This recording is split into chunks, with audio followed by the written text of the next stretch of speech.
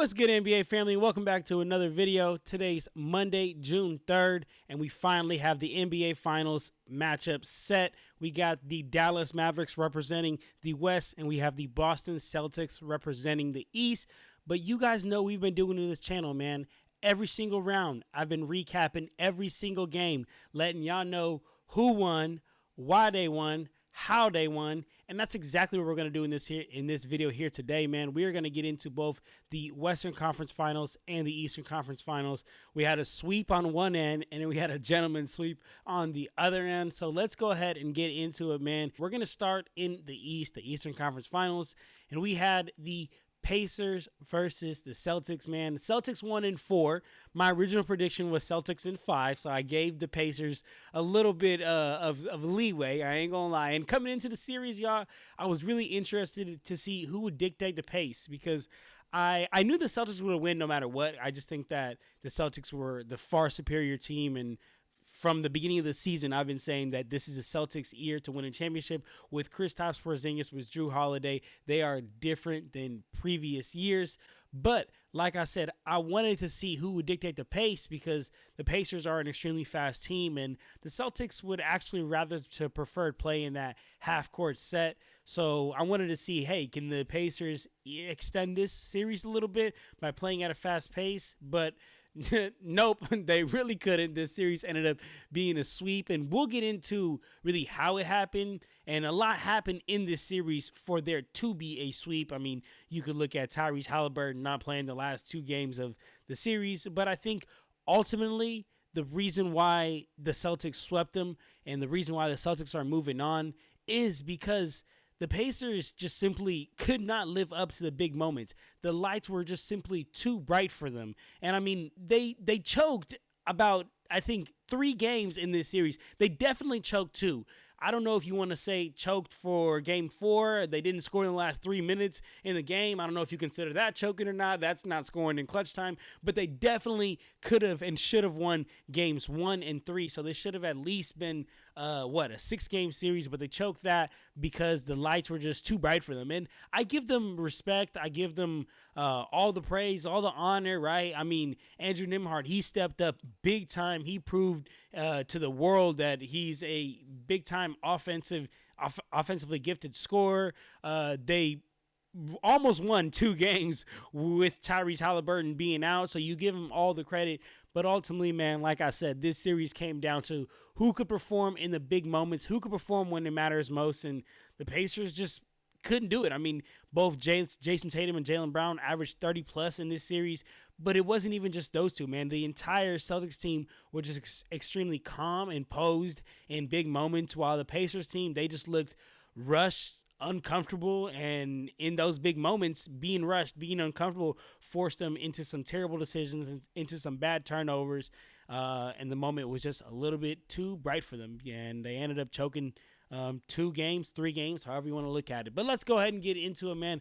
Let's talk about game 1, which is one of the games that the Pacers should have won. They should have won. They had a 3-point lead with 8 seconds left, and it did not foul, which ended up costing them the game. But let's talk about it, y'all. First thing I noticed in this game 1 was that Jrue Holiday was loving that Tyrese Halliburton matchup. He was attacking him. I mean, Jrue Holiday ended up finishing game 1 with 28 points, and the majority of them came on that mismatch that he had with Tyrese Halliburton on him. And in my opinion, y'all, the Pacers were honestly playing a better game than the Celtics throughout the entire game, to be real with you. But they just had too many turnovers, which allowed the Celtics to stay in this game. I mean, the Pacers finished this game with 21 turnovers, and that exactly is what allowed the Celtics to be able to stay in this game. At halftime, the score was tied 64-64. Even though the Pacers were having all these turnovers, man, that just speaks to how much of a lead they could have had if they would have been able to just even cut those turnovers in half. But then in the third quarter, Jason Tatum, he came out hot, man. He had 11 points in that third quarter, and Jason Tatum was just playing a lot more aggressive in that third quarter. You know, when he was coming off the pick and rolls, he wasn't looking to hit those sidestep 3-pointers that he usually does. He was looking to get downhill, get to the hoop, and if he's not finishing on top of you, he's getting to the line. And then the Celtics took an early 13-point lead because of Jason Tatum and how aggressive he was being in that third quarter. until the Pacers went on a 12-0 run to end the third quarter. So they came into the fourth quarter down by 1, and the Pacers were just attacking Al Horford. Al Horford was Tyrese Halliburton to the Pacers, man. They went at him about every single time on that 12-0 run. The fourth quarter was very back and forth, but this is what's important. This is what you need to know. Pacers had a 3-point lead with 8 seconds left to go in the fourth quarter, and then this happens. Tatum trying to get free. Throwing in the corner. Brown fakes, fires up the three. Bang! Bang! Jaylen Brown knocks down the three to tie the game. They did not foul Jaylen Brown, so Jaylen Brown hits a three to tie the game, send it into overtime, and in overtime is where the Pacers kind of choked this game, because even if you aren't considering them choking for not fouling when they're up by 3, they choked in overtime because they did not perform. Jason Tatum, the playoff vet at this point, I know he's young, but he's a playoff vet. He's had so many playoff games. He had the calm and the cool to perform in overtime. He outscored the entire Pacers team by himself in that fourth quarter. So, in that overtime. So, like I said, y'all, here is just in one game is 2 examples of the Pacers choking it, the moment being too big for them. But let's get into game 2, though, y'all. Game 2, a.k.a. Jaylen Brown's 40-point game. The Celtics won 126-110, and the Pacers got out to an early lead in this game, and then the Pacers went on a scoring drought from about the end of the first quarter to about 5 minutes left in the second quarter. They did not get a single field goal. They really put themselves in a hole, and part of that scoring drought was their high amount of turnovers, right? Another game with Pacers having high turnovers. At halftime, they had 10 turnovers. They finished this game with 16 turnovers, so a little bit better than last game. The last game, they finished with 21 turnovers, so they were able to minimize that a little bit, but the high turnovers in any game is what ends up killing a team. Jaylen Brown, he came out aggressive. He had 24 points at halftime, and I swear to y'all, the majority of them 24 points came off Pacers turnovers and him just running on the other end for transition buckets. But you know who kept the Pacers in this game, y'all? Pascal Siakam. Spicy P, man. He did his thing while the others disappeared. Spicy P, he finished with 28 points. Tyrese Halliburton, nowhere to be found. He had 10 points. Miles Turner, he nowhere to be found, had 8 points. The second highest scorer for the Pacers was actually Nembhard with 16 points.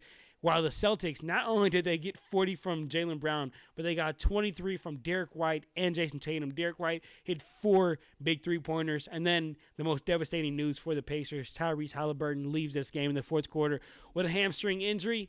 Pacers go down 0-2. Here comes game 3, man. This is such a pivotal game because, their Pacers at this point, they're down 0-2. So if they win this game, they could make this series 2-1. If they go down, they're going to be down 3-0. And it's basically over because, as we know, nobody has ever came back from 3-0. And Tyrese Halliburton misses the game, y'all. He misses the entire game 3 and ends up also missing game 4 because of the hamstring injury. But the Pacers came out on fire, y'all. Scored 69 points in the first half. They shot 40% from the three-point line as a team and 64% from the field as a team. They had 20 assists. Pascal, he had 15 at halftime. Turner had 15. TJ McConnell had 15. Nembhard had 21. I mean, the entire Pacers team was just outplaying the Celtics in that first half. Second half, totally different story, though. Al Horford, he couldn't miss from 3. He ended this game with 7 3-pointers. Yes, Al Horford ended this game with 7 3-pointers. Jason Tatum just could not make the wrong play in the second half. Every time he got the ball, he made the right decision. Ended this game with 36 points, 10 rebounds, 8 assists. Pacers had the lead really all game long because of that hot start that they had in that first half. And then the Celtics go on an 11-2 run in the last 2 minutes of the fourth quarter. And then this happens. Neesmith guarding him. Horford to set the screen. Here comes Tatum. Drives, goes inside at Siakam. Off the glass. Missed it. Nembhard has it. Rick Carlisle says go. Nembhard drives into the paint. Knocked away. It's stolen by Holiday. Siakam trying to get him, but he fouled him with 1.1 remaining. Celtics are up 112-111, 8 seconds left. Jason Tatum goes to the hoop, misses. Nembhard gets the rebound, rushes down court, There was 8 seconds left, y'all. He rushes down court and honestly, I think rushes into one of the most elite perimeter defenders that there is in the league in Drew Holiday. Drew Holiday gets the steal, game over. And in my opinion, y'all, like this is another game that they clearly choked. They clearly choked this game, y'all. I mean, Nembhard did not have to rush up court like that on that last possession. I do believe that the Pacers had a timeout, so they could have got a better shot. But even if they didn't have a timeout, Andrew Nembhard did not have to put his head down, run down court, and go into arguably the best perimeter defender in the league. This is another example of the Pacers choking another game, another winnable game, another example of the moment being too big for the Pacers. I mean, they had an 8-point lead with 2 minutes to go in the fourth quarter, and Andrew Nembhard ended up rushing that last possession. Right there, man. There's another prime example of them choking. And then came game 4, y'all. Game 4, no Tyrese Halliburton again for the second game in a row. But what's crazy is this was probably the most back and forth game all series long. There was 15 lead changes. Nobody led by more than 10 points. So credit to the Pacers for sure-handed still being able to perform and stay in this game. Aaron Nesmith had 14 points. Pascal had 19. Nembhard led the way with 24. Obi had 12. T.J. McConnell came off the bench. He had 15. And T.J. McConnell was just absolutely killing the Celtics with these baseline backdoor cuts. He probably had almost all his 15 points on those baseline backdoor cuts. And this was a great back and forth game. But this game came down to clutch time. And what have I been saying all series long so far? This whole time I've been giving y'all this spiel on this series. The moment is just too bright for the Pacers. And guess what, y'all? The last 3 minutes and 33 seconds of this game 4, the Pacers did not score. They did not get a single bucket. But with 4 minutes left in this game, they had an 8-point lead. They had an 8-point lead with 4 minutes left in the game, and they do not score the last 3 minutes and 33 seconds.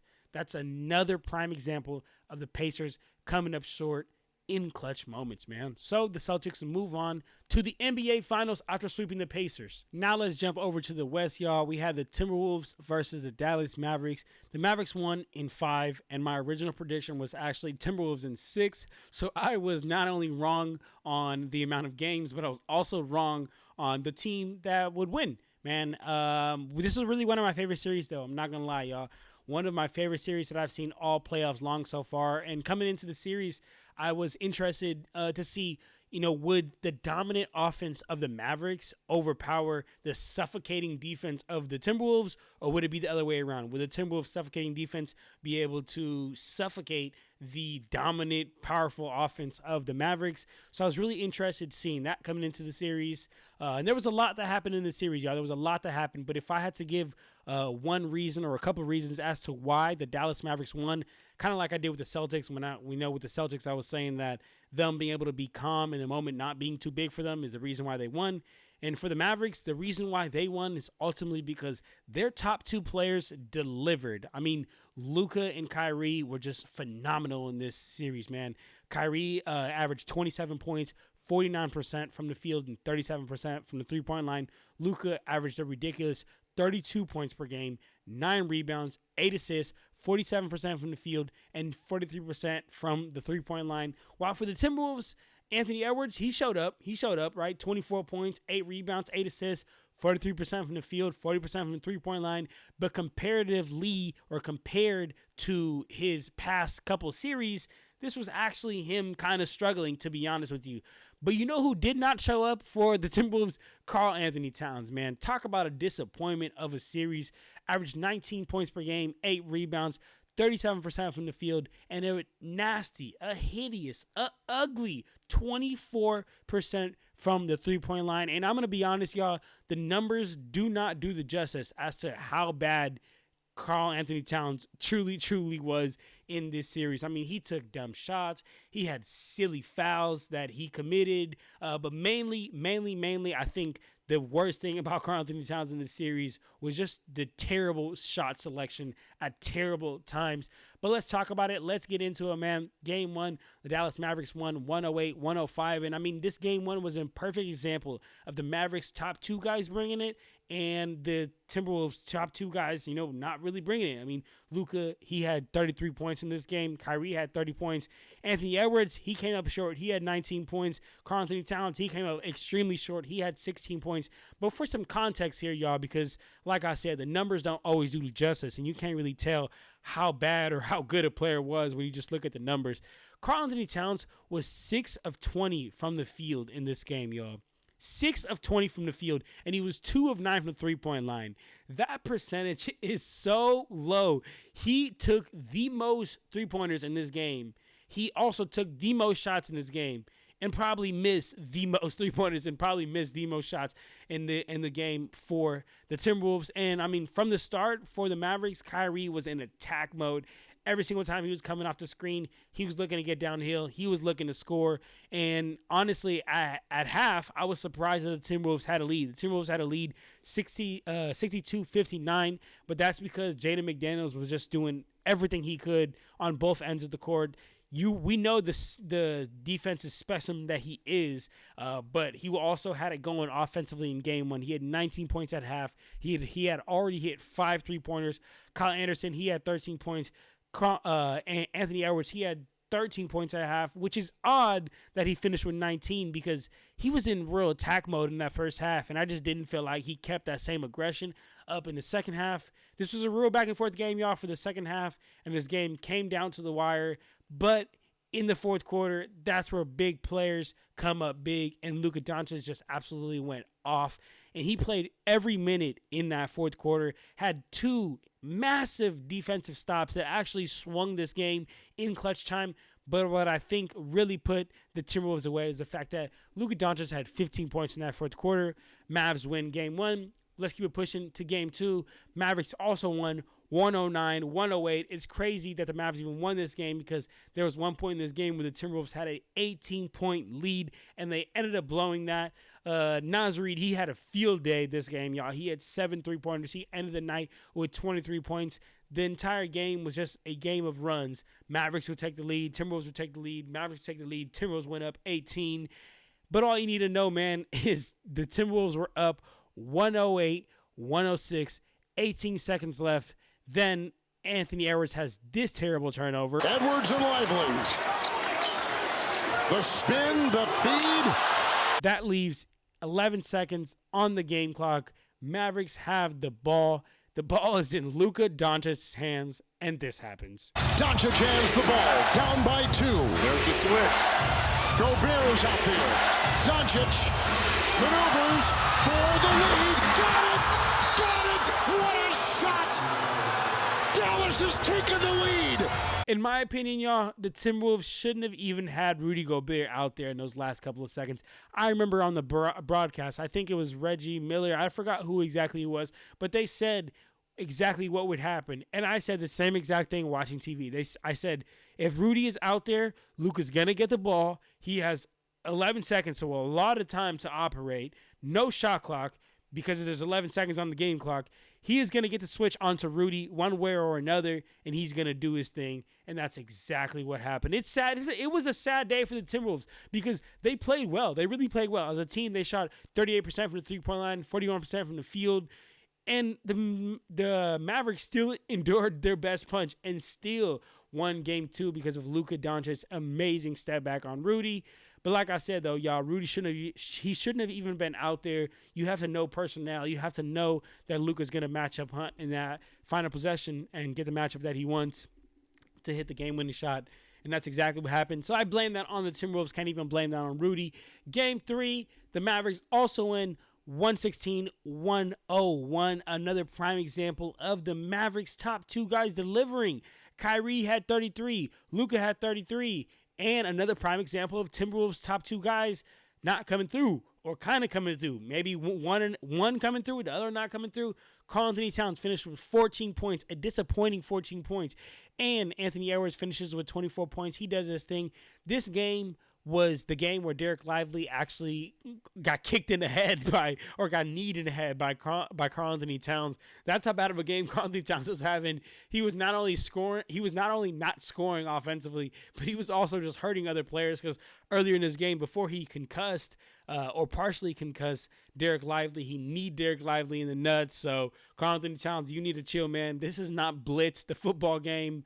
But in my opinion, I really thought that Derek Lively getting, partially concussed and being out for the rest of the game was going to change everything for the Mavericks offense and defense, because we know how big of a piece that Derek Lively is for the Mavericks offense with all that pick and roll. He's also a very good rim protection and stays in the paint for the Dallas Mavericks defense. But the Timberwolves were down coming into the third quarter, y'all. Anthony Edwards ran off 8 straight points to tie this game.